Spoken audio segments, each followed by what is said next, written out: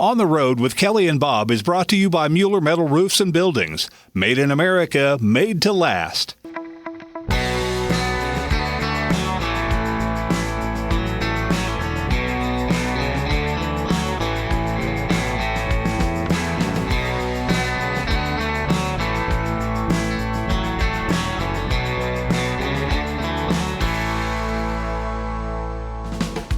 Hi, we're Kelly and Bob Phillips, and we're on the perpetual road trip of America's back roads, where the journey is always the destination.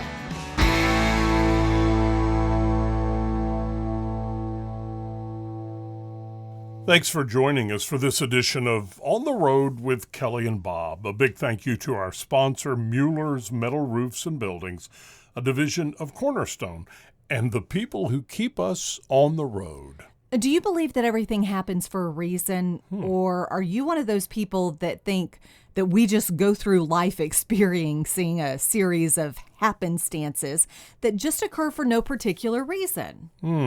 Maybe a little bit of both, but either way, I think you're going to like this next story about a woman who was trying to get a seat on a crowded plane during severe weather and ended up meeting someone who would change her life. The story goes back about 17 years, but it's continuing today. Listen to this. So I can give you the date. It's August 1st, 2007, and I'm in Dallas, Texas, and I'm trying to fly home to Philadelphia. I had been at a Mary Kay conference, so we finally board this flight. I'm by the window, the middle seat's empty, and next to me is this young man that reminded me of Opie. We put ourselves in the middle, and I immediately started talking to him. So then we had this conversation, and I'm just peppering him with questions. Funny, isn't it, how life puts us in places we never expected to be, in situations we never imagined, with people we never knew until we did. But that's exactly what happened to Trish Schallenberger of State College, Pennsylvania. Trish had no military history for herself or her family, at least none she was aware of. Yet she found herself on a plane sitting next to a young soldier with fair skin, freckles, and red hair. And he was worried about, of all things, how he was going to handle the heat and lack of humidity in the desert of the Middle East. They were in Fort Hood, Texas, training, trying to get acclimated to the heat and the sun. He was on his way to Iraq, 19 years old. And he said, I'm a Christian. He said, I am as prepared as I can be for this mission. I'm third generation military. I think I'm as prepared as I can be. And he said, but my biggest concern is the sun and the heat. And he holds up his hands and he said, I can't handle Texas. How am I going to handle Iraq? So I said, Mark, I'll take care of you. I can send you stuff that you need. And he said to me, which is why I've been doing this for 17 years, he said, I appreciate that. He said, but I can't accept something from you, knowing that not everyone's going to get a mail call. And it was as if he had punched me in the chest. My reaction was just like that. And I said, I'll send it to everyone in your unit. How many's in your unit? And he said, 177. And so I said, I said, you have my word, one. I don't know how this is going to come to be, but you have my word that it will. His name was Mark, and he told the stranger sitting next to him on a plane from Dallas to Philadelphia that he was on his way to Iraq and that he'd heard horror stories from returning soldiers about what the brutal desert sun in the Middle East does to your body. Here's the good news. Trish is a Mary Kay cosmetics rep, so she knows a thing or two about taking care of skin. The not so good news? Trish had no idea how she was going to take care of 177 soldiers who were fighting for our freedom in Iraq. So she did what she normally does when she's at a loss for just what to do. She turned to friends and family. And by the time the holidays rolled around, Trish's care packages had reached 177 soldiers serving in Iraq. And Thanksgiving Day, 2007, and I checked the email and there was one from him. And he said, today is the best day in Iraq. And he said, and I got to be Santa Claus and hand out a care package to every single member of my team. And he said, you have to know that there are grown men here crying because this is their first mail call. What did that do to you? Well, I said, okay, we gotta do it again. When Trish Schallenberger sat next to a soldier named Mark who was on his way to fight in Iraq, she knew almost nothing about the U.S. military, but her conversation with that young man moved her to help him and the 176 other guys he was serving with. Now, you might think a guy who's on his way to fight in Iraq should be worried about a lot more than his skin, but Mark's commander told us the soldier was wise to think about that because in war, keeping your body in working order is paramount to survival. Some people look at that and go like, what's that got to do with the Army? But honestly, chapped lips that would crack and bleed and hands that were so dry that when you scraped them on metal, you bled, and some wore gloves and things like that. But even so, it's just a rough environment. By October, November, the weather starts to turn over there. It's always windy. It's always dusty and grimy, but it also is starting to get cold. And so you're getting wind burns from being out there on mission. And we were out on mission 18 hours, 20 hours some days. And so people start drifting down there and taking a look, and they're breaking open boxes, and there's enough for everybody. And I mean, there's lotion, there's all kind of soaps and things of that nature, lip balm, in the form of chapstick and the other. And they're like, where'd this come from? And we can use this because they were already, you had the chapped lips bleeding and the scuffed up hands, and it was a cool, getting cold type night. And, we're also out there, and not just the dust and dirt, but the smoke from the burning oil pipelines and the IED explosions and burning fuel tankers and things like that.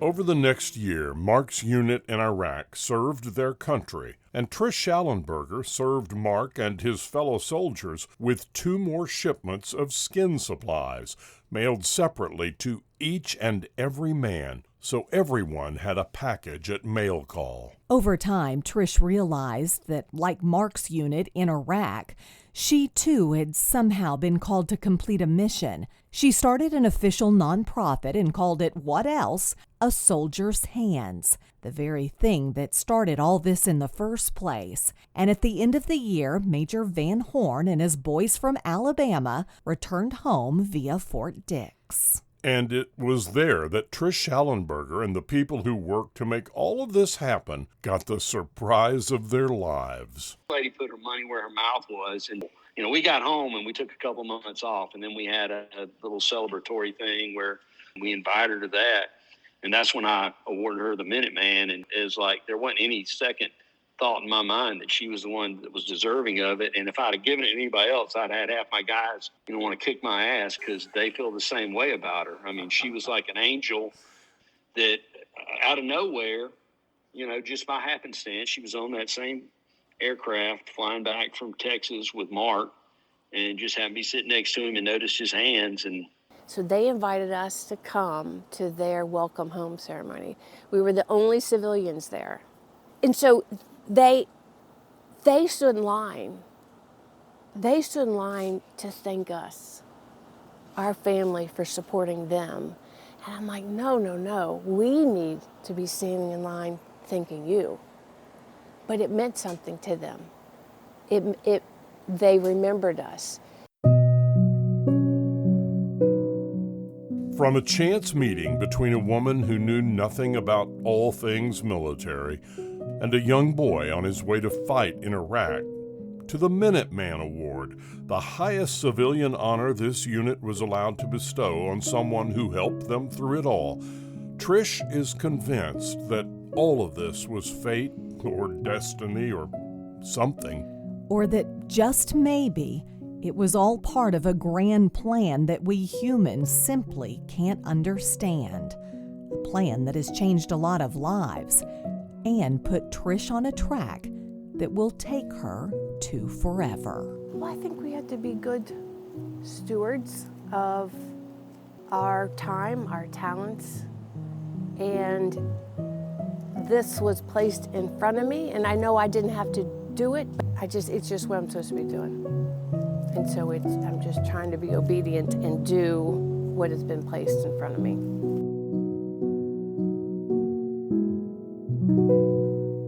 Wow. So, in answer to that first question, yes, I am one who normally believes that all things happen for a reason. I cannot explain exactly how that is all arranged because I'm not smart enough to understand it. But I don't think anybody is, No, to I tell don't you the think truth. so. But I do know that I can look back at my life, and after the fact, I can always connect the dots after the fact. Mm-hmm. And believe it or not, they do all fit together. Yep, and this story is one of those that gave me chills a few times because of the way it all unfolded. Now, there was a lot more to it than what we've told you so far. So let's listen to more of the conversation that we had with Trish, as well as Mark, the soldier who changed her life on that plane. Our whole unit was going overseas, and the medics had to go to Texas to do some training before we left. And after I think it was about 2 or so weeks, we got back on the return flight.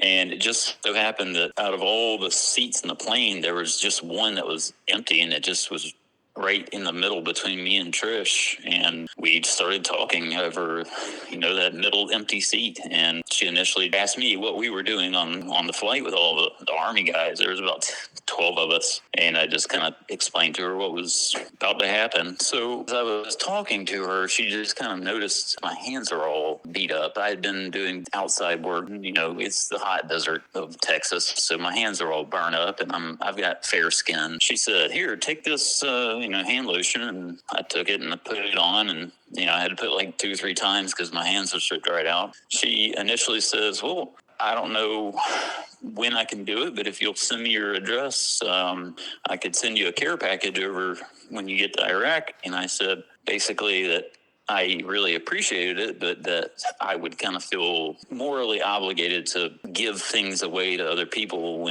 if I could, but I wouldn't be able to. So I kind of politely said, "Hey, that's extremely nice of you, but unless I were able to give something to everyone, I'd feel kind of wrong for taking it." And she still kind of insisted that I, send my address when I get there. When I came back off of a mission, my company commander kind of was waiting for me, and he was like, "Edgar, you've got about 60 boxes, and you need to tell me what all it is, because they'd been stacked up in the back, and we got no room." And so it was all addressed to me, so they couldn't open it, and I didn't really realize what it was at first. And so I opened one box, and it was just full of gallon Ziploc bags of all these beauty care supply, shampoo, things that you wouldn't dream of getting overseas. But each person in my unit was able to get a bag. She did it 2 times while we were over there, and the second time was even bigger, and it had even more stuff in it. And it had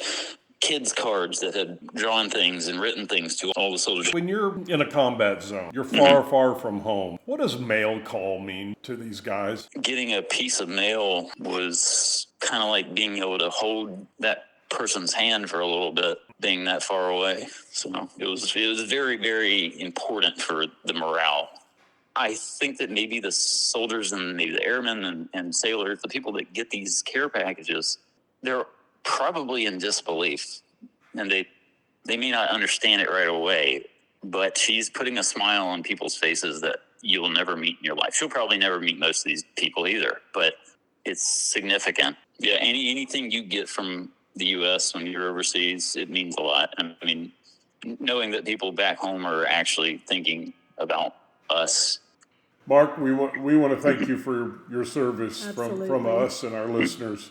Yes, of course. You and all those guys that were over there, and I want you to know that we're very much aware that our freedom is not free. No. And you're the guys who pay for it, and we really, really, thank you from the bottom of our hearts. So we had to ask Trish what she was sending. What was the stuff you were putting on these kids' hands? So we, like a hand cream. It was just our hand cream. Then we offered them sunscreen and a lip balm with SPF. Did it work? Did it help them? It did. It absolutely did work. It became a nonprofit. And then what happened? Did it explode on you or what? I mean, Steve Jobs, the founder of Apple, gave a commitment speech in 2005, and he talks about the dots, that you can't connect the dots looking forward. You can only connect them looking backwards. And you have to trust in the process that those dots are going to lead to your future. That has kind of been where we've gone. And the faith piece that ultimately it is all going to work out. And so we've literally been following whatever that next dot is. I think we're nearing 40,000 individually wrapped care packages. We now partner with other companies, not just Mary Kay, but I think everyone wants to be part of something that's bigger than what they are. So without the volunteers, we would never be where we are. And we have volunteers from all over. And one of the things that we also send, so we send the sunscreen, hand cream, lip balm. We send hard candy. We also send a handwritten letter from someone. So they're coming from schools from all across the country, seniors that want to participate. And then we send a star. So this is a star from an American flag. And on the back it says, I am part of the American flag. I've flown proudly in the USA, but I can no longer fly. The sun and wind have caused me to become tattered and torn. Please carry this as a reminder you are not forgotten. So every care package includes this as well. And these are put together. So we have people we have altruisa groups that cut the stars. And then there's a group called Skills of Pennsylvania. So they are adults with learning disabilities who put these together. So visually I see it like a puzzle. And I don't know how the puzzle's all going to come together. What I have is the faith that it eventually will come together. And so that puzzle piece that I need up here, up at the top, it's going to come because the one's waiting is already there, and I just have to be patient, and it'll all come together. You have a lot of faith, don't you? This has strengthened my faith because it doesn't make sense. Let's go ahead and give people a way to donate. What's the website, for instance, or how do they go about donating to help in this? You know what it is? It's a soldiershands.org. Yes. A soldier's hands, plural, .org. Yes. And that all started with two hands on a deploying soldier that was sitting on your airplane. I can see the tears in your eyes. So we don't really look for the next unit. Someone will reach out, someone will hear this story, and they'll say, my son is deployed, or my daughter's deployed, can you help me? And so that's what I want them to do. And we're also sending them hope. We're also sending them love. And the knowledge that they matter and what they're doing matters. I think that's the big thing. And don't forget, you can listen to On the Road with Kelly and Bob anywhere you get your podcast, or better yet, download the free Odyssey app and listen anytime, anywhere.